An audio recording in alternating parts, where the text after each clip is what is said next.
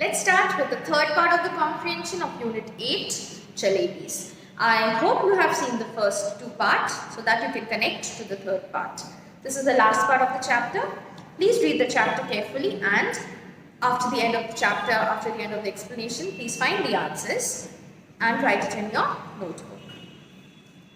Remorseful and sacred. He prays to God for momentary help. He makes matters look normal but prays harder than ever.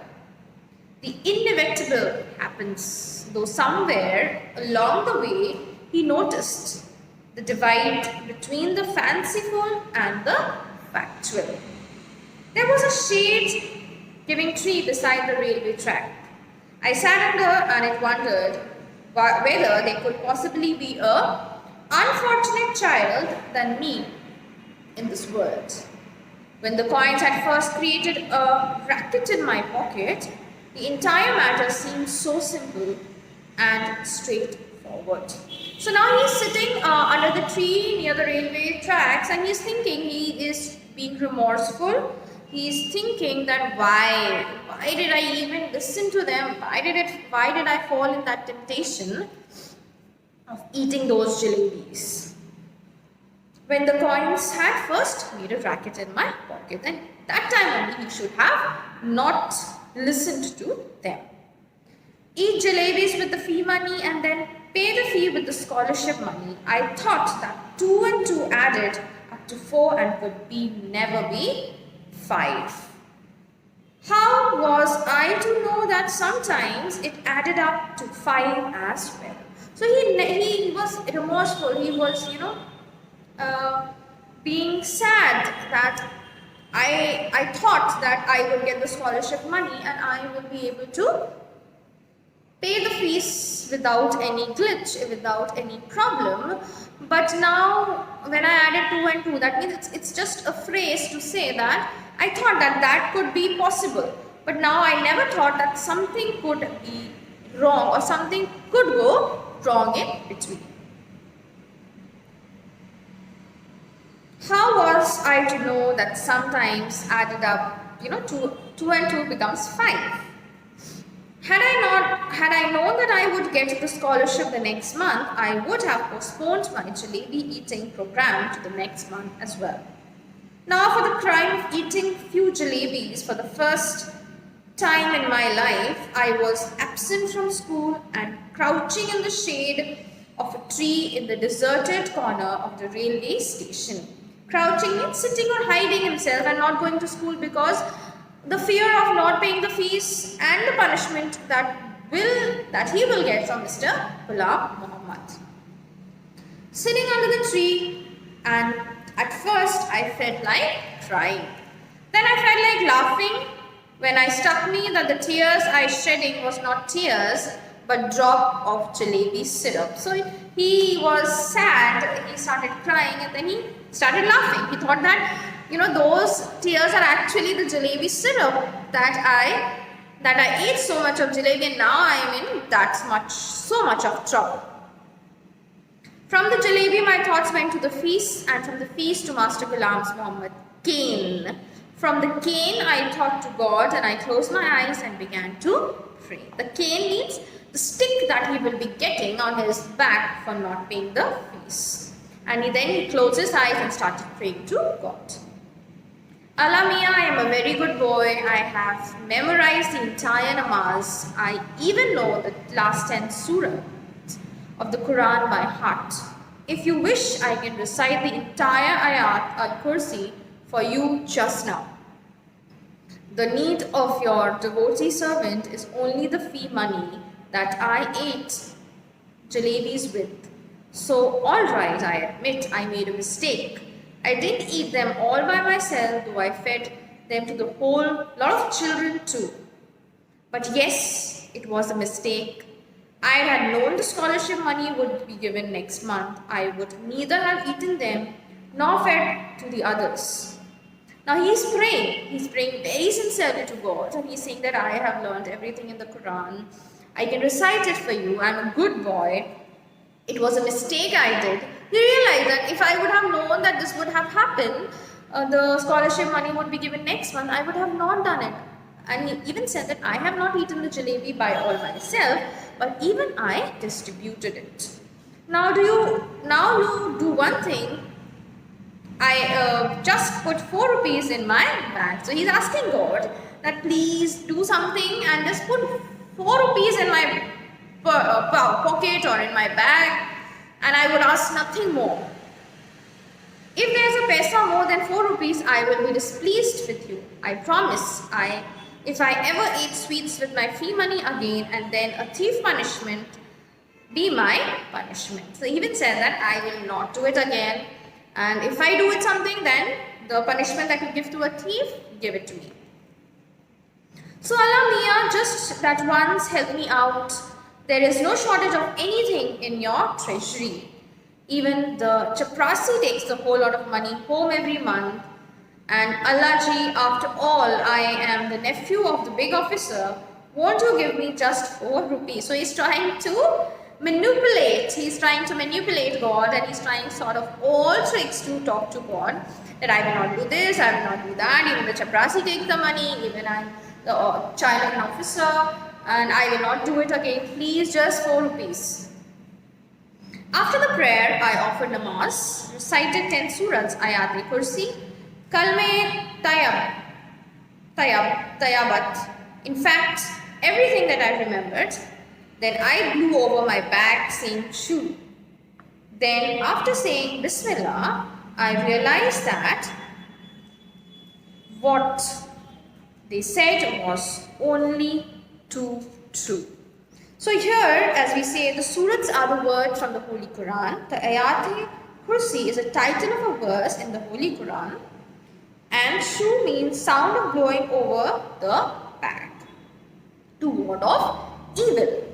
Okay, so he said like that he did, and he said to ward off evil from the bag. And he took the name of the gods and he said, no one can erase the fate that decreed. Forget 4 rupees. There weren't even 4 paisa in my bag. Just a few textbook and notebook, 1 pencil, 1 sharpener, 1 ID card. My mamu had sent me that last ID.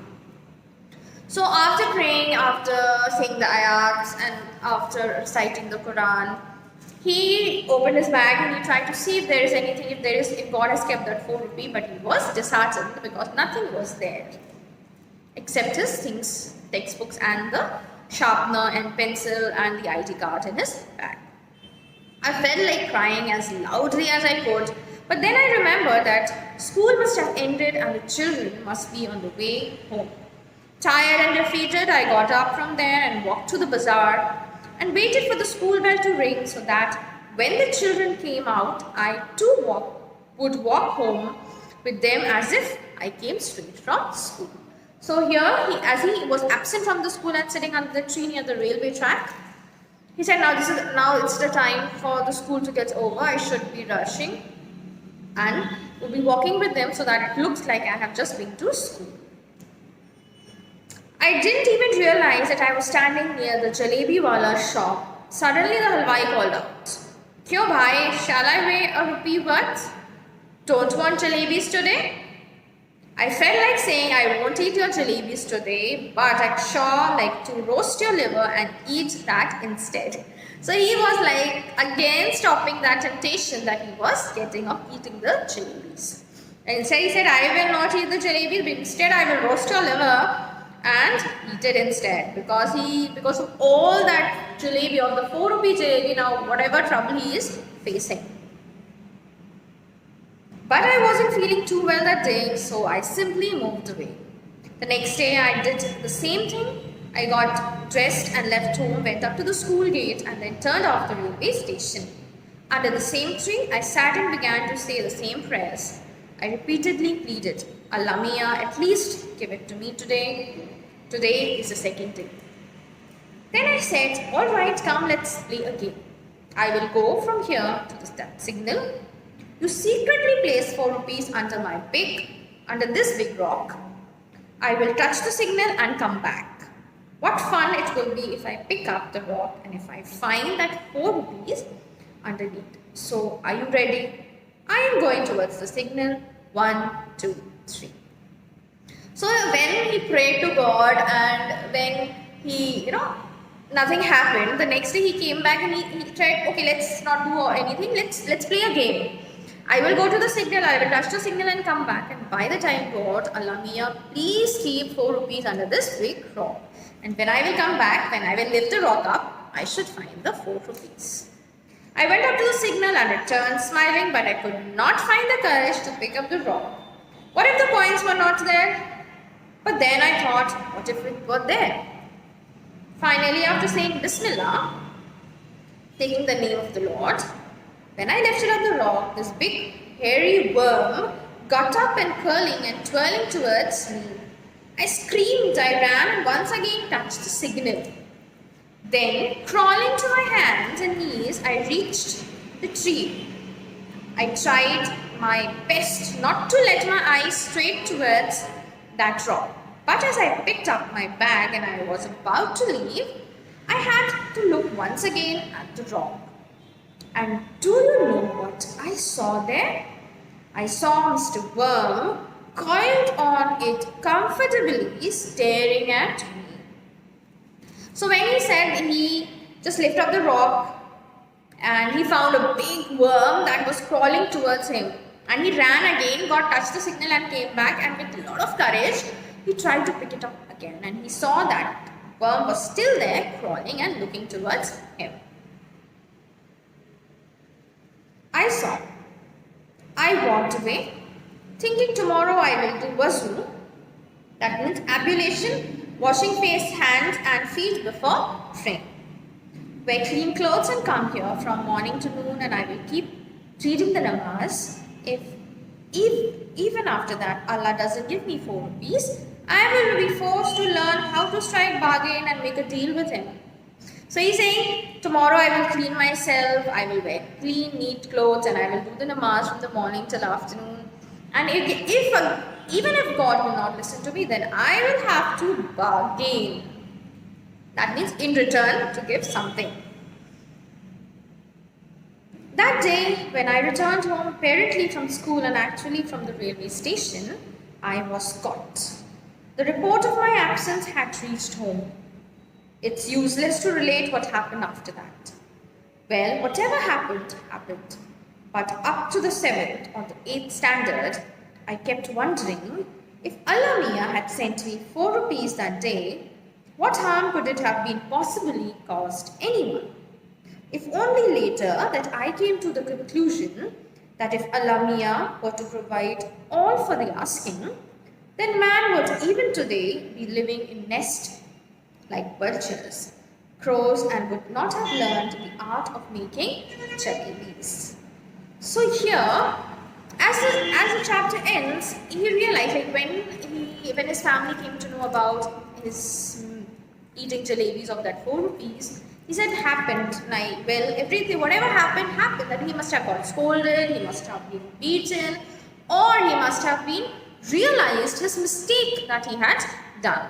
So when he was up in 7th and 8th standard, he realized that when we pray to Allah Mia, if Allah Mia gives everything, then how we would have done things by ourselves? How would we have got experience to whatever we do? So, as we say, God help those who help themselves. So God will bless you, God will give you everything, God will help you to do it. That is what is the work of God. God will listen to your prayers, He will get you the way, He will show you the path. So same way he realized that if God had given everything to everyone, then we would have not learned the art of jalebis. So I hope you have understood the chapter well and watched the first 2 parts of the videos. Please read the chapter well and write the answers in your notebook.